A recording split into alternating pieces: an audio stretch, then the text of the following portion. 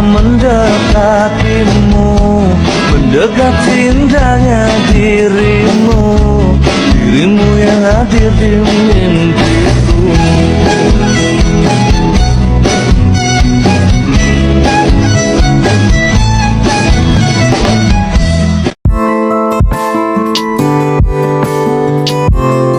Assalamualaikum warahmatullahi wabarakatuh. Salam Om Swastiastu, Namo Buddhaya, salam kebajikan bagi kita semua.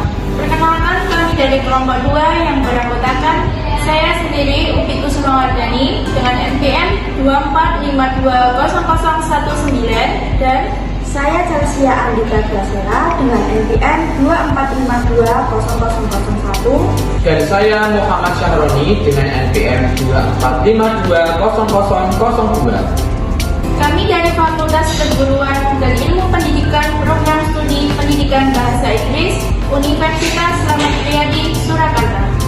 Kami di sini akan mewawancarai Ibu Hadini selaku dosen Fakultas Ilmu Sosial dan Ilmu Politik Guna memenuhi tugas Bahasa Indonesia dari dosen pengampu Dr. C.H. Evi Liwidya Heni, SSMU. Waktu dan tempat kami persilahkan. Oke, perkenalkan Ibu, kami dari kelompok 2. Kami beranggotakan saya sendiri Ibu Muhammad Sahroni. Kemudian ini ada anggota kami, ada Mbak Upi dan juga ada Mbak Sela. Kami dari Prodi Pendidikan Bahasa Inggris semester 1. Mohon izinnya Ibu untuk mewawancarai Ibu guna untuk memenuhi tugas dari Ibu Evi untuk mewawancarai Ibu tugas bahasa Indonesia dengan tema pentingnya penggunaan bahasa Indonesia pada masa kini. Sebelum kita ke wawancara, ke sesi wawancara, bolehkah Ibu berkenan untuk memperkenalkan diri terlebih dahulu kepada teman-teman? Oke, ya. Assalamualaikum warahmatullahi wabarakatuh. Selamat pagi untuk semuanya. Saya nama lengkapnya Dr. Chelsea Harini SIP MSI. Kalau mahasiswa sering memanggil saya Burini gitu ya. Nah, terus saya mengajar di Prodi HI. Semester ini saya mengajar pengantar ilmu politik dan juga ilmu sosial budaya dasar. Nah, mungkin ini ada kaitannya dengan ilmu budaya dasar ya, karena bahasa Indonesia merupakan salah satu budaya kita ya. Nah, terus tadi Mas Roni menyampaikan kalau pentingnya bahasa Indonesia dewasa ini ya. Sangat penting karena pertama-tama bahasa Indonesia merupakan identitas bagi bangsa Indonesia itu sendiri ya.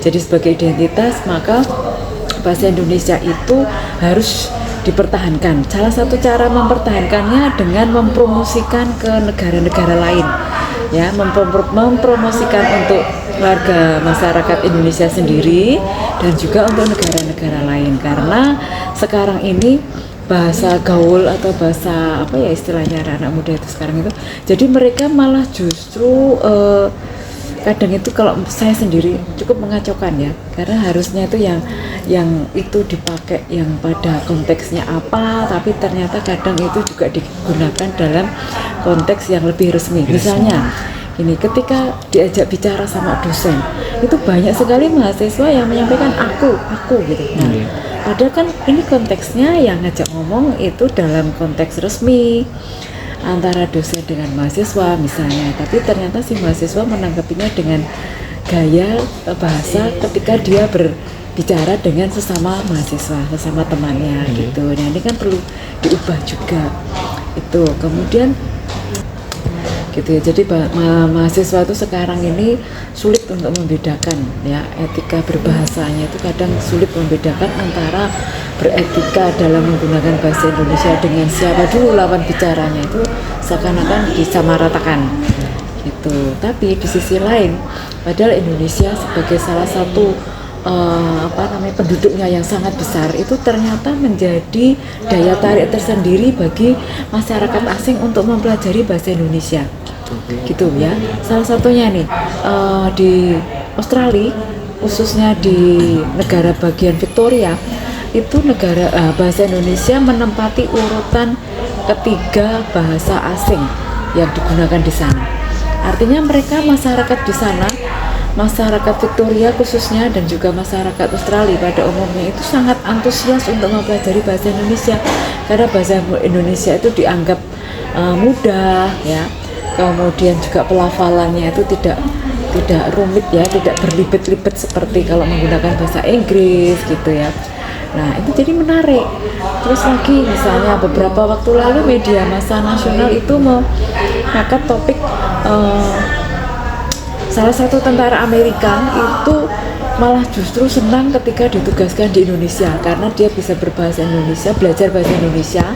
Ini orang negro ya, jadi seorang perempuan keturunan negro, keturunan Afrika, dia berstatus sebagai tentara Amerika, PBB maksud saya, tentara PBB, tapi dia menggunakan bahasa Indonesia. Jadi dia malah justru senang, bangga dengan bahasa Indonesia karena dengan bahasa Indonesia itu mereka merasa bahasa Indonesia itu berbeda dengan bahasa Inggris yang menurut dia itu susah pelafalannya, kemudian juga tidak bisa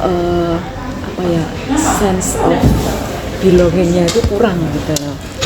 Tapi kalau bahasa Indonesia, masyarakat Indonesia itu bangga bahasa Indonesianya digunakan oleh negara lain, itu bangga. Beda kalau misalnya orang Eropa atau orang-orang bule pakai bahasa Inggris itu mereka biasa-biasa saja karena mereka menganggap itu bahasa internasional, jadi wajar harus bisa gitu. Tapi kalau bahasa Indonesia digunakan oleh orang bule, itu masyarakat Indonesia bangga gitu ya, itu yang membedakan.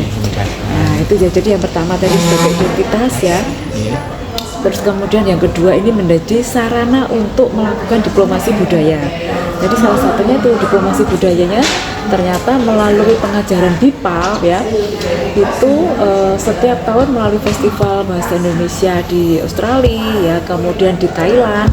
Ini besok November ada di Thailand sampai Desember itu penggunaan bahasa Indonesia oleh mahasiswa gitu. Jadi benar-benar bahwa bahasa Indonesia ini bagi orang Indonesia mestinya tuh sangat-sangat dilestarikan ya. Melestarikannya tidak perlu bersusah payah, tapi ya cukup menggunakan bahasa Indonesia yang baik dan benar. Misalnya lagi nih, gua, elu, nah itu kan ya kemana dulu nih mau yang lawan bicaranya siapa dulu. Nah gitu loh. Masa mahasiswa sudah statusnya mahasiswa masih perlu diajarkan hal-hal yang sederhana seperti itu ya. Saya pikir kan itu mestinya kan sudah tahu lah ya mahasiswa lah ya. Kan tadi Ibu kan kita bicara tentang etika berbahasa yang baik dan benar. Itu bagaimana sih Bu etika kita sebagai mahasiswa agar kita itu bisa berbicara dengan baik dan benar kepada Bapak Ibu dosen gitu. Oke ya, namanya saja mahasiswa ya. Kita mulai menyadari bahwa kita itu statusnya sudah berbeda dengan ketika masih siswa. Ya, kalau mungkin masih siswa mungkin guru itu bentar-bentar menasihati, ngasih masukan, bentar-bentar mengingatkan gitu. Tapi kalau sudah mahasiswa namanya maha, ada kata-kata maha di depannya ya. Mestinya kita sudah mulai bisa mengadaptasi, merefleksi diri sendiri ya, mengadopsi orang lain, mana yang benar, mana yang tidak gitu, sehingga kita dalam berbicara, dalam berkomunikasi dengan lawan bicara, kita sebagai komunikator maupun kita sebagai komunikan itu sebagai pendengar ya, itu tetap kita melihat siapa lawan bicara kita sehingga tidak sembrono, karena dengan cara yang sebenarnya misalnya dari gaya kita bicara, dari kontak mata ya, kalau bicara kan perlu kontak mata gitu ya, itu ternyata juga cukup mempengaruhi. Saya bicara tapi mata kita kemana-mana ya, itu kan jadi yang diajak bicara itu juga mungkin bisa tersinggung, kurang dihargai gitu ya gitu ya. Terus kita sudah bicara baik-baik ternyata sana nah itu kan dengan siapa dulu. Saya sering ya mendengar mahasiswa itu diajak bicara sama dosen itu Pak gitu. Nah kan iya ya gitu. Harus beradab ya, ya dalam penggunaan bahasa Indonesia supaya nggak salah persepsi atau salah penafsiran. Itu mulai diingatkan terus ya, sejak semester 1 itu mulai ada ya teman-teman, apalagi kan semester 1 ada mata kuliah bahasa Indonesia ya. Nah itu bukan hanya kita mampu memiliki soft skill dalam menulis saja, tapi juga beretika dalam berbahasa itu juga harus ditekankan. Sangat membantu karena mahasiswa nanti berkecimpung langsung dalam masyarakat. Masyarakat itu sangat beragam, masyarakat itu unik ya. Nah, kita harus bisa mulai menempatkan diri mulai dari sekarang. Nah, dan sekian dari materi Ibu ini, apa saja Bu tantangan kita dalam penggunaan bahasa pada masa kini? Terutama bagi kita mahasiswa Ibu, tantangannya gimana Bu menurut Ibu? Tantangan penggunaan bahasa Indonesia ini? Oke, ya tantangannya yang pertama-tama namanya globalisasi. Kita sudah masuk revolusi industri, bahkan sudah masuk 5.0 ya sekarang ini. Orang itu mungkin lebih merasa bangga dengan menggunakan bahasa asing.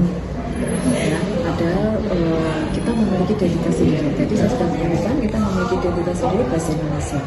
Nah, bahasa Indonesia itu ya bagaimana kita melestarikan bahasa Indonesia itu, mempertahankan, mempromosikan, memperkenalkan kepada orang lain, itu yang menjadi tantangan kita.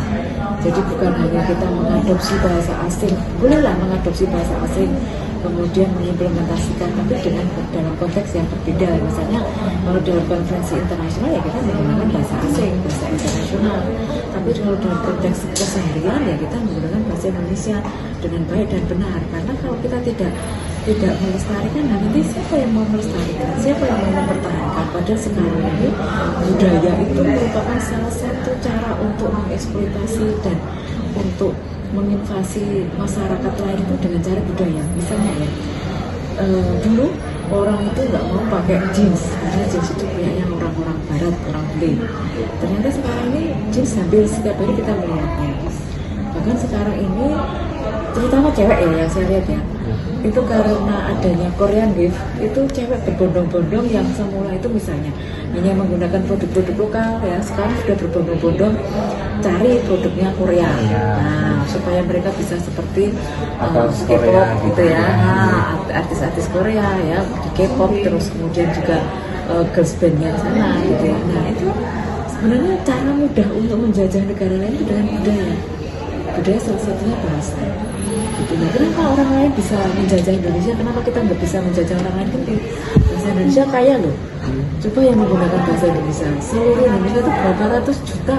270-an juta lebih. Nah, makanya itu penduduk Indonesia itu merupakan bonus yang sangat besar. Nah, itu menjadi kan setiap orang sekarang tuh punya kesadaran untuk mempromosikan budaya Indonesia sebagai citizen diplomat. Kita mengajarkan bahasa Indonesia ke negara lain. Nanti buat orang-orang lain jadi semangat lebih tertarik dengan bahasa Indonesia gitu.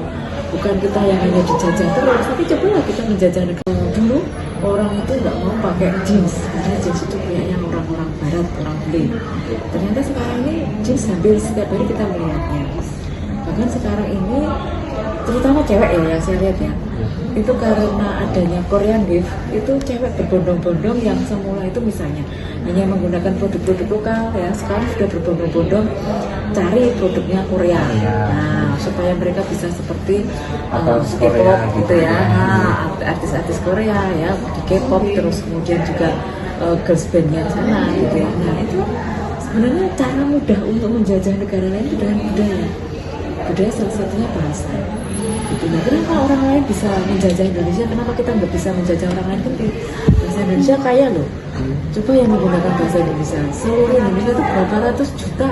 270-an juta lebih. Nah, makanya itu penduduk Indonesia itu merupakan bonus yang sangat besar. Nah, itu menjadi kan setiap orang sekarang tuh punya kesadaran untuk mempromosikan budaya Indonesia sebagai citizen diplomat.